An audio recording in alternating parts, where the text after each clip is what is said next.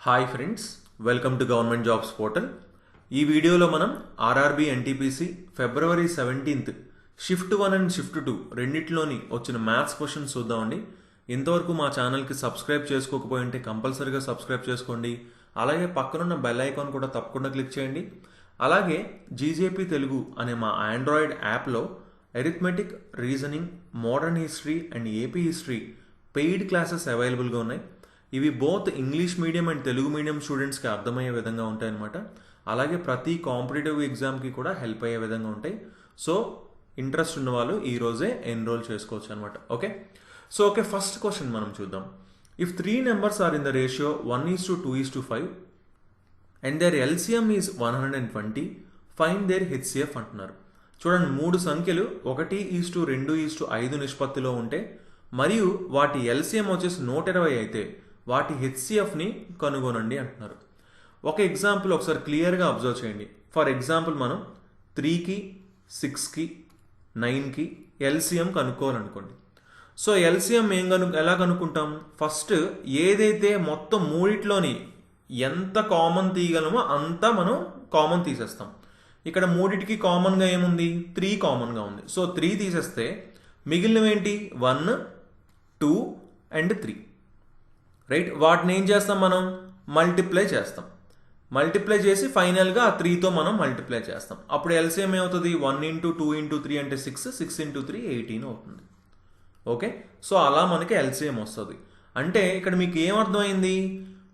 కామన్గా ఉన్నది తీసిన తర్వాత ఫైనల్గా వచ్చిందే కదండి. రేషియో అంటే ఏంటి?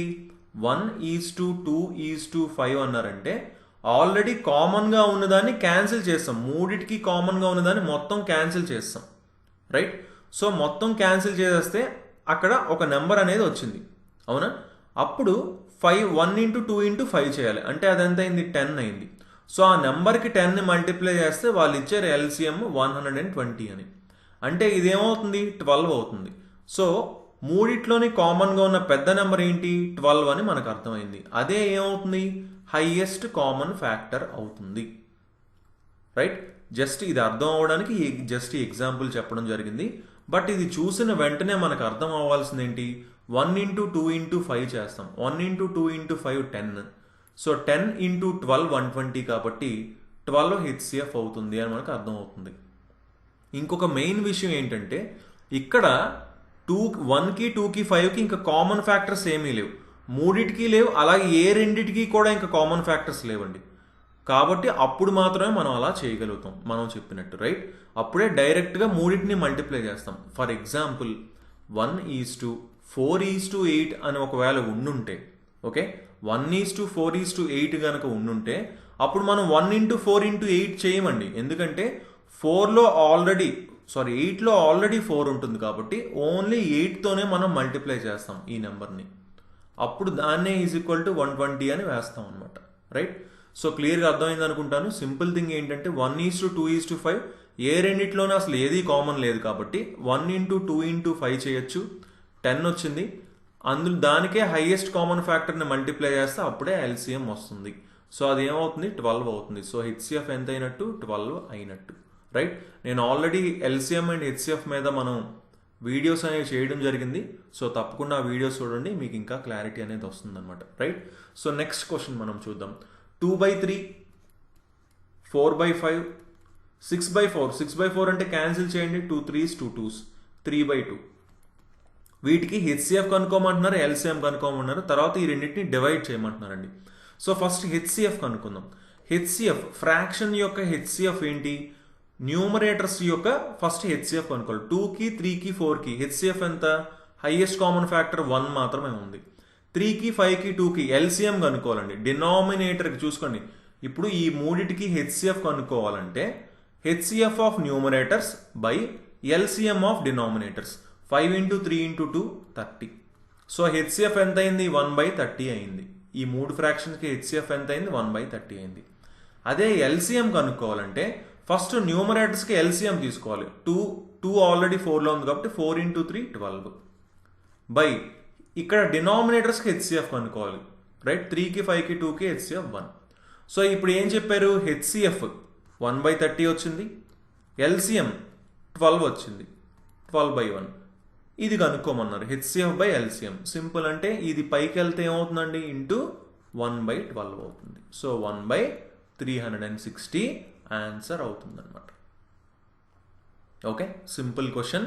బట్ ఇక్కడ ఏం తెలియాలి మనకి, ఫ్రాక్షన్ యొక్క HCF ఎలా కనుక్కోవాలి అంటే HCF ఆఫ్ ఫ్రాక్షన్స్ యొక్క HCF కనుక్కోవాలంటే ఆ న్యూమరేటర్స్ అన్నిటికీ HCF కనుక్కోవాలి, బై డినామినేటర్స్ అన్నిటికీ LCM కనుక్కోవాలి. ఓకే, సో నెక్స్ట్ క్వశ్చన్ మనం చూద్దాం. a² + b² + c² + 3 = 2 × a + b + c అయితే ఫైండ్ a + b + c అంటున్నారండి. క్లియర్గా అబ్జర్వ్ చేయండి. ఇలాంటి క్వశ్చన్ వచ్చినప్పుడు మనకు అర్థమైంది ఏంటి, ఇక్కడ a² ఉంది, ఇక్కడ 2a వస్తుంది, అవునా? సో చూడండి, a², ఆ 2aని ఇటుపక్క తీసుకొస్తే -2a ఉంది. మనకు తెలుసు ఇక్కడ 3ని 1 1 1 కింద డివైడ్ చేసుకుంటాం. చూడండి, a² - 2a + 1 కింద డివైడ్ చేసుకున్నాం. ఎందుకు? a² - 2a + 1 అంటే ఏంటి, a - 1 హోల్ స్క్వేర్ అవుతుంది కాబట్టి. అలాగే సేమ్ bతో కూడా ఏం చేస్తాం, b², ఈ 2b ఇటుపక్క వస్తే -2b, ఇందులో ఒక 1 అని మళ్ళీ తీసుకుంటున్నాం. అలాగే cతో కూడా c² - 2c + 1 = 0. ఎప్పుడు కూడా ఇలా స్క్వేర్ ఉంది 2a ఉన్నప్పుడు ఒక 1ని ఇస్తే దానికి a - 1 హోల్ స్క్వేర్ అవుతుంది ఇది, రైట్? అది మనం మైండ్లో పెట్టుకోవాలి. ఇక్కడ ఏమవుతుంది, ఇది b - 1 హోల్ స్క్వేర్ అవుతుంది. ఇదేమవుతుంది, c - 1 హోల్ స్క్వేర్ అవుతుంది. ఏమవుతుంది, 0 అవుతుంది. ఎప్పుడైనా సరే మనకి ఇంకొకటి విషయం ఏంటంటే స్క్వేర్స్ని యాడ్ చేసినప్పుడు 0 అవ్వాలంటే ఖచ్చితంగా ఇది 0 అవ్వాల్సిందే. 0² మాత్రమే 0 అవుతుంది, ఇంకా దేని స్క్వేర్ అయినా సరే 0 అవ్వదు, రైట్? ఇది 0 అవ్వదు, ఎందుకంటే స్క్వేర్ చేసినప్పుడు నెగిటివ్ రాదు కాబట్టి. స్క్వేర్ చేసినప్పుడు మనకి నెగిటివ్ వాల్యూ అనేది రాదు కాబట్టి మనం ఏం చేస్తాం, దీన్ని 0, దీన్ని 0, దీన్ని 0 అని అవ్వాల్సిందే కంపల్సరీగా. సో a = 1 అయింది, b = 1 అయింది, c = 1 అయింది. అప్పుడే ఇవి 0లు అవుతున్నాయి. సో a + b + c అన్నారు, 1 + 1 + 1 3 ఆన్సర్ అవుతుందని చెప్పచ్చు, రైట్? సో నెక్స్ట్ క్వశ్చన్ మనం చూద్దాం. x - y = 5 అని ఇచ్చారు, xy = 15 ఇచ్చారు, x³ - y³ అన్నారు. దీన్ని సింపుల్గా మనం a - b హోల్ క్యూబ్ ఫార్ములాతో చేయొచ్చు. a - b whole cube formula ఏంటండి, a³ + b³ -b³ a³ - b³ -3ab × a - b. Okay, ఈ ఫార్ములాని యూజ్ చేసుకొని చేయొచ్చు. x³ - y³ దీని వాల్యూ మనకు కావాలి, అవునా? x³ - y³ వాల్యూ కావాలి. సో దీన్ని మనం ఫర్ ఎగ్జాంపుల్ z అని అనుకుంటున్నాం. -3 × xy అంటే ఎంత అండి, 15. x - y ఎంత, 5. x - y whole cube, x - y 5 అంటే 125. సో మనకి z కావాలి కాబట్టి దీన్ని ఇటుపక్క పంపిద్దాం. 3 5 15 15 15 225 225 అటుపక్క వెళ్ళింది కాబట్టి ప్లస్ అయింది, +125 ఎంత అయిందండి, 350. సో వాల్యూ ఎంత, 350 వచ్చింది. ఓకే, ఇలా అయినా చేయొచ్చు, లేదంటే సింపుల్గా ఒకసారి మనం దీన్ని స్క్వేర్ చేసాం అనుకోండి, రైట్? దీన్ని స్క్వేర్ చేస్తే ఏమవుతుంది, x² - 2xy + y² = 25 అయింది. అంటే ఇటు కూడా స్క్వేర్ చేయాలి కదా, రైట్? సో అప్పుడు x² + y² వాల్యూ ఏమవుతుంది, = 2 × xy. 2xy అటుపక్క వెళ్తే 2 × 15 30 30 + 25 55. సో ఎప్పుడైతే x² + y² వాల్యూ వచ్చిందో a³ - b³ a - b × a² + ab + b². ఈ ఫార్ములా వేసుకొని అయినా సరే చేయొచ్చు. x - y 5, x² + y² 55, xy 15. So 5 × 70 350. Okay, ఇలా అయినా సరే చేయొచ్చు, లేదంటే a - b హోల్ క్యూబ్ ఫార్ములానైనా యూజ్ చేయొచ్చు. ఓకే, ఎయిదర్ వేస్ మనం సాల్వ్ చేసుకోవచ్చు అనమాట. సో నెక్స్ట్ క్వశ్చన్ మనం చూద్దాం. 625 / 5 / 5 × 25. ఇక్కడ ఒక మెయిన్ విషయం మనం గుర్తుపెట్టుకోవాల్సింది ఏంటంటే, ఫర్ ఎగ్జాంపుల్ చూడండి, 120 ఉందనుకోండి, డివైడెడ్ బై 5 ఉందనుకుందాం. సో ఎప్పుడైతే ఒక డివిజన్ కంటే ఎక్కువ డివిజన్స్ కంటిన్యూ అవుతాయో సింపుల్గా దాన్ని ఏం చేయొచ్చు అంటే 120/5 × 5 × 5 అయిపోతుంది అనమాట. సో ఈ డివైడ్ బైలు అన్నీ ఏమైపోతాయి, కిందకెళ్ళి మల్టిప్లై అయిపోతాయి. సో సేమ్ అదే మనం ఇక్కడ అప్లై చేస్తాం. 625 బై 2 డివిజన్లు కాస్త ఏమవుతాయి, 5 into 5 అవుతాయి. ఇక్కడ మల్టిప్లికేషన్ ఉంది 25తో. 25 క్యాన్సిల్ అయితే 625 ఆన్సర్ అవుతుందన్నమాట. రైట్. డివిజన్లు ఇలా కంటిన్యూ అవుతున్నాయంటే వాటిని ఏం చేస్తాం, కిందకి తీసుకెళ్ళి మల్టిప్లై చేస్తాము, అంతే అండి. రైట్. సో నెక్స్ట్ క్వశ్చన్ మనం చూద్దాం. If perimeter of a square is 20 centimetre, find its area. Simple question. Right. ఒక చతురస్రం యొక్క చుట్టుకొలత ఇచ్చారు. చుట్టుకొలత 20 అన్నారు అంటే ఒక్కొక్క సైడ్ ఎంత అయింది, 4 సెంటీమీటర్లు అయింది. 5 సెంటీమీటర్లు అయింది. అవునా, 5 4 20 కదా, 4 into సైడ్ కదా పెరిమీటర్. సో ఆ సైడ్ ఎంత అయింది, 5 అయినట్టు. 4 into 5 20 కాబట్టి. సో 5 అయితే ఏరియా ఏమవుతుంది, 5 స్క్వేర్, 25 స్క్వేర్ సెంటీమీటర్స్ అని మనం చెప్పచ్చు. Side into side. Right. S into S. So next question మనం చూద్దాం. If 36 is added to 90% of a number, then we get the same number. What is that number అంటున్నారు. చూడండి, ఒక సంఖ్య యొక్క 90%కి 36ని కలిపితే అదే సంఖ్య వస్తుందంట. అలా అయితే ఆ సంఖ్య ఏంటి అంటున్నారు. 90%కి ఎంత కలిపితే అండి అదే సంఖ్య వస్తుంది, 10% కలిపితేనే కదా.